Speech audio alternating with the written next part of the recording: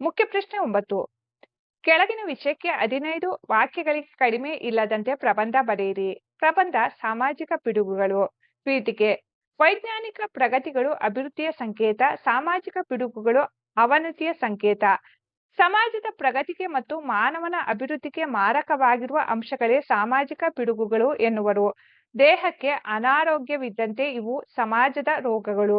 ಈ ರೋಗಗಳು ಹಲವಾರು ಇದ್ದರೂ ಚಿಕಿತ್ಸೆ ಇರುವಂತೆ ಸಾಮಾಜಿಕ ಪಿಡುಗುಗಳಿಗೂ ಪರಿಹಾರೋಪಾಯಗಳಿವೆ. ಸ್ವಸ್ಥ ಸಮೃದ್ಧ ಸಮಾಜ ನಿರ್ಮಾಣವಾಗಲು ಸಾಮಾಜಿಕ ಪಿಡುಗುಗಳ ಮೇಲೆ ವಿಜಯ ಸಾಧಿಸಬೇಕಿದೆ. ವಿಷಯ ನಿರೂಪಣೆ. ಪ್ರಮುಖ ಸಾಮಾಜಿಕ ಪಿಡುಗುಗಳೆಂದರೆ ಜಾತ್ಯತೀತತೆ, ಅಸ್ಪೃಶ್ಯತೆ, ಮೂಢನಂಬಿಕೆ, ಮಹಿಳಾ ಶೋಷಣೆ, ಮಾದಕ ವಸ್ತು ಸೇವನೆ, ಭ್ರಷ್ಟಾಚಾರ, ಭಯೋತ್ಪಾದನೆ, ಬಡತನ, ಅನಕ್ಷರತೆ ಮುಂತಾದವು. ಜಾತ್ಯತೀತತೆ. ಭಾರತ ಜಾತ್ಯತೀತ ರಾಷ್ಟ್ರವಾಗಿದ್ದರೂ ಜಾತಿಯ ಹೆಸರಿನಲ್ಲಿ ಮೇಲು ಕೀಳು, ಧರ್ಮಗಳಲ್ಲಿ ಒಡಕು, ಕೆಳಜಾತಿಯ ಜನರ ಶೋಷಣೆ ಇವೆಲ್ಲವೂ ಸಮಾನತೆಗೆ ಕಳಂಕವಾಗಿವೆ. ಅಸ್ಪೃಶ್ಯತೆ. ವರ್ಣ ವ್ಯವಸ್ಥೆಯಲ್ಲಿ ಕೆಳವರ್ಗದವರನ್ನು ಮುಟ್ಟಿಸಿಕೊಳ್ಳದೆ ಅಥವಾ ದೂರವಿಟ್ಟು ಪಕ್ಷಪಾತ ಮಾಡಿ ಶೋಷಿಸಲಾಗುತ್ತದೆ. ಇದು ಇಂದು ಕಡಿಮೆಯಾಗಿದ್ದರೂ ಸಂಪೂರ್ಣವಾಗಿ ನಿವಾರಣೆಯಾಗಿಲ್ಲ. ಮೂಢನಂಬಿಕೆ. ನಂಬಿಕೆಯೇ ಜೀವನ, ಮೂಢನಂಬಿಕೆಯೇ ಮರಣ.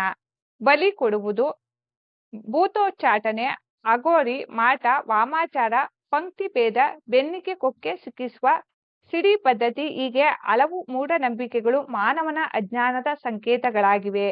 ಮಹಿಳಾ ಶೋಷಣೆ.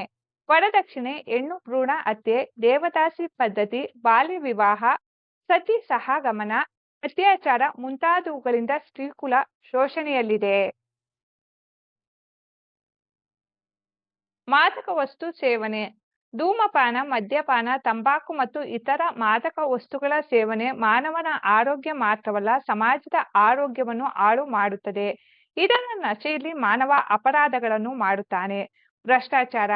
ದೇಶದ ಅಭಿವೃದ್ಧಿಯಲ್ಲಿ ಪ್ರಮುಖ ಅಡ್ಡಿ ಎಂದರೆ ಭ್ರಷ್ಟಾಚಾರ. ಹೆಚ್ಚಾಗಿ ರಾಜಕೀಯ ಪೋಷಣೆಯಲ್ಲಿ ಲಂಚದ ಹಾವಳಿ ಬೆಳೆದಿದೆ. ಸರ್ಕಾರಿ ಖಾಸಗಿ ಕ್ಷೇತ್ರಗಳಲ್ಲೂ ವ್ಯಾಪಿಸಿದೆ. ಭಯೋತ್ಪಾದನೆ. ದೇಶ ವಿರೋಧಿ ಚಟುವಟಿಕೆಗಳಿಂದ ಹಿಂಸೆ ಮಾರ್ಗದ ಮೂಲಕ ಭಯೋತ್ಪಾದನೆ ವಿಶ್ವವನ್ನೇ ಕಾಡುವ ಸಮಸ್ಯೆಯಾಗಿದೆ. ಇದಕ್ಕೆ ಅಮಾಯಕರ ಬಲಿಯಾಗುತ್ತಿದೆ. ಅನಕ್ಷರತೆ, ಬಡತನ. ಒಂದೇ ನಾಣ್ಯದ ಎರಡು ಮುಖಗಳಂತೆ ಅನಕ್ಷರತೆ ಹೆಚ್ಚಾದಷ್ಟು ಬಡತನ ಹೆಚ್ಚಾಗುತ್ತದೆ. ಭಾರತ ಮುಂದುವರೆದ ರಾಷ್ಟ್ರಗಳತ್ತ ದಾಪುಗಾಲು ಹಾಕುತ್ತಿದ್ದರೂ ಪೂರ್ಣ ಪ್ರಮಾಣದ ಸಾಕ್ಷರತೆ ಸಾಧಿಸಿಲ್ಲ. ಇನ್ನು ಬಡತನದ ರೇಖೆಯಲ್ಲಿ ಜನ ಬದುಕುತ್ತಿದ್ದಾರೆ. ಉಪಸಂಹಾರ. ಸಾಮಾಜಿಕ ಪಿಡುಗುಗಳಿಂದ ಪಾರಾಗಲು ಜನಸಂಖ್ಯೆಯ ನಿಯಂತ್ರಣ ಮತ್ತು ಸಾಕ್ಷರತೆ ಹೆಚ್ಚಬೇಕು. ವೈಜ್ಞಾನಿಕ ಮನೋಭಾವ ಬೆಳೆಯಬೇಕು. ಮತ ಧರ್ಮಗಳಲ್ಲಿ ಸಹಬಾಳ್ವೆ ವೃದ್ಧಿಯಾಗಬೇಕು.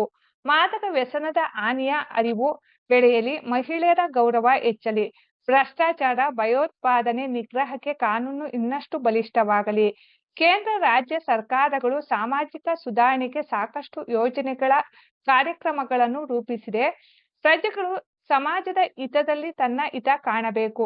ಸಂಘ ಸಂಸ್ಥೆಗಳು ಕೈಜೋಡಿಸಬೇಕು. ಮುಖ್ಯವಾಗಿ ಯುವ ಜನಾಂಗ ಜಾಗೃತವಾಗಬೇಕು. ಹೀಗಾದಾಗ ಸಾಮಾಜಿಕ ಪಿಡುಗುಗಳ ಮೇಲೆ ನಿಯಂತ್ರಣ ಸಾಧ್ಯವೆಂಬುದು ನನ್ನ ಅನಿಸಿಕೆ. ಸರ್ವೇ ಜನಃ ಸುಖಿನೋ ಭವಂತು.